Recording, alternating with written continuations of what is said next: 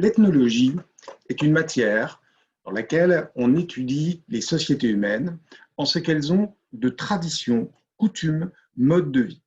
Il ne s'agit donc pas de les comparer ou les hiérarchiser, dire que celle-ci soit supérieure à celle-là, mais bien de les étudier en ce qu'elles sont pour en comprendre leur fonctionnement et en y trouver ce qui permet de faire l'unité de telle ou telle société, considérée alors comme une ethnie.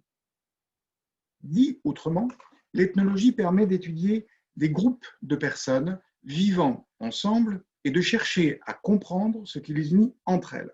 Ce qui fait que ce groupe de personnes particulier vit de la même façon et peut donc être appelé du même nom. Esquimaux, Landais, Berbères, etc. Celui qui va faire de cette science une référence, c'est Claude Lévi-Strauss. Cet homme, décédé à 100 ans en 2009, a beaucoup étudié les sociétés considérées comme sauvages, primaires, par des sociétés occidentales, pour justement en montrer les attributs et surtout les forces.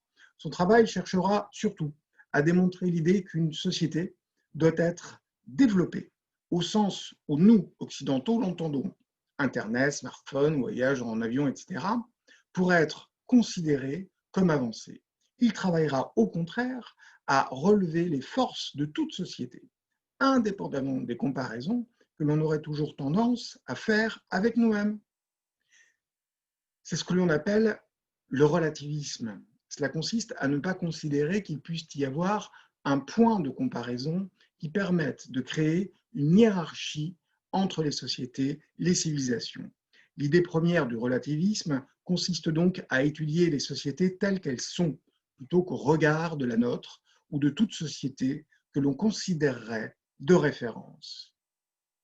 Bref, il faut retenir ici que le regard que l'on porte sur l'autre, grâce à l'ethnologie, nous évite de porter un préjugé sur l'objet de notre étude, pour s'intéresser uniquement à ce qui la détermine, ce qui finalement n'est jamais facile. Nous aurons toujours tendance à nous comparer et bien entendu à considérer que ce qui fait de nous une société doit être aussi présent chez l'autre pour pouvoir le considérer comme valable.